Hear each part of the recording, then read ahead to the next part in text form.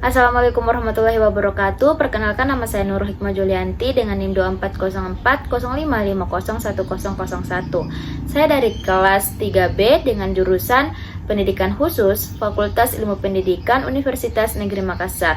Nah, dalam video ini saya akan menjelaskan tentang hasil laporan observasi Bina Gerak ABK yang saya lakukan di SLB Katolik Raja Wali Makassar.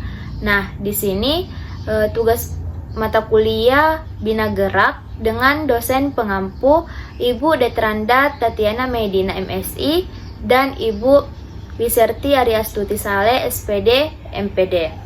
Adapun latar belakang dari laporan ini yaitu anak berkebutuhan khusus terutama dengan anak autisme sering memiliki perbedaan dalam perkembangan motorik dan koordinasi tubuh. Mereka mungkin kesulitan dalam bergerak, menjaga keseimbangan, dan melakukan aktivitas sederhana seperti menulis dan memegang benda kecil. Nah, program Bina Gerak berperan penting untuk membantu anak-anak ini mengembangkan kemampuan geraknya, memperkuat otot, meningkatkan keseimbangan, serta melatih koordinasi antara mata, tangan, dan kaki. Selain itu, kegiatan ini juga menumbuhkan kepercayaan diri dan kemandirian anak dalam kehidupan sehari-hari. Dengan tujuan observasi ini yaitu observasi ini bertujuan untuk mengetahui bagaimana pelaksanaan program Bina Gerak di SLB Katolik Raja Wali, khususnya bagi anak autis, serta untuk mengidentifikasi kemampuan dan hambatan motorik yang mereka miliki. Adapun metode yang digunakan ada 3. Yang pertama ada metode observasi langsung, yaitu untuk melihat bagaimana anak berpartisipasi dalam kegiatan Bina Gerak. Yang kedua ada metode tes, yang dimana metode tes ini merupakan atau melihat kemampuan motorik untuk menilai perkembangan motorik kasar, motorik halus, serta koordinasi gerak. Dan yang terakhir ada metode dokumentasi, yang dimana metode dokumentasi ini berupa foto dan video selama kegiatan berlangsung. Adapun waktu dan tempat kegiatan observasi dilakukan pada hari Rabu, tepatnya tanggal 8 Oktober 2025. Pukul 9.00 sampai dengan selesai, tepatnya di SLB Katolik Raja Wali Makassar.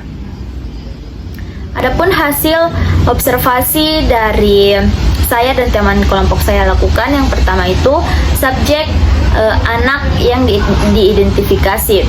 Di sini saya dan teman kelompok saya mengidentifikasi 2 anak. Yang pertama itu bernama Dev Justin Yap, tempat tanggal lahirnya di Makassar, tanggal 21 Oktober 2012. Sekarang Dev berusia 13 tahun dan duduk di kelas 1 SD yang memiliki agama Kristen Protestan. Nah, selama kegiatan Dev menunjukkan antusias dan kemampuan yang cukup baik dalam aktivitas fisik. Ia sudah mampu mengontrol kepala, bahu, pinggang, dan kaki dengan baik. Saat diminta untuk melompat, menendang bola, atau berjinjit, Dev dapat melakukannya tanpa kesulitan. Berarti ia juga sudah bisa melempar dan menangkap bola. Saat berpindah posisi duduk dari kursi ke lantai secara mandiri, Dev juga sudah bisa.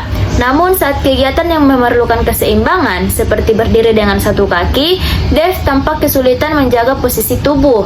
Untuk motorik halus, Dev belum mampu menulis, menggunting, dan mewarnai dengan baik karena masih kesulitan dalam mengontrol jari-jari dan menggenggam tangannya.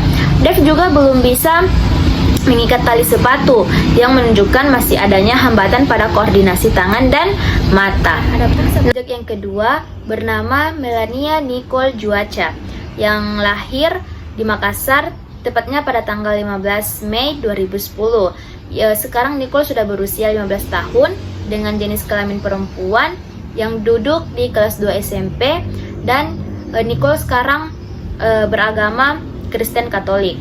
Jadi Nicole menunjukkan kemampuan yang lebih stabil dalam koordinasi dan kontrol tubuh. Ia mampu melakukan berbagai gerakan motorik kasar dan halus dengan baik, seperti berjalan, berjongkok, menendang bola, menyusun balok, serta mewarnai gambar. Nicole juga sudah dapat menjaga keseimbangan. Misalnya saat berdiri dengan satu kaki sambil merentangkan tangan, Nicole sudah bisa. Nah, koordinasi antara mata, tangan, dan kaki juga terlihat cukup baik.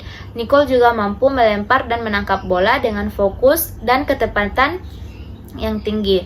Namun Nicole masih terdapat hambatan pada beberapa aspek, seperti Nicole belum mampu mengikat tali sepatu sendiri dan terkadang kurang percaya diri saat mencoba pola gerakan baru yang belum dikuasainya. Dalam pola langkah atau gerakan berirama seperti melangkah dengan urutan tertentu, Nicole juga masih memerlukan bimbingan. Nah, adapun kesimpulan dari hasil observasi yang saya dan teman kelompok saya lakukan, yaitu dari hasil observasi terhadap kedua anak, yaitu Nicole dan Dev, dalam kegiatan Bina Gerak di SLB Katolik Raja Wali ini terbukti memberikan pengaruh positif terhadap perkembangan fisik, sosial, dan emosional anak autis. Keduanya menunjukkan peningkatan koordinasi tubuh, kemampuan motorik, serta partisipasi aktif dalam kegiatan. Seperti Dev masih perlu banyak latihan dalam motorik halus dan keseimbangan, sedangkan Nicole lebih fokus pada koordinasi langkah dan kemandirian. Jadi secara keseluruhan kegiatan Bina Gerak ini membantu anak-anak menjadi lebih aktif, percaya diri, dan mandiri.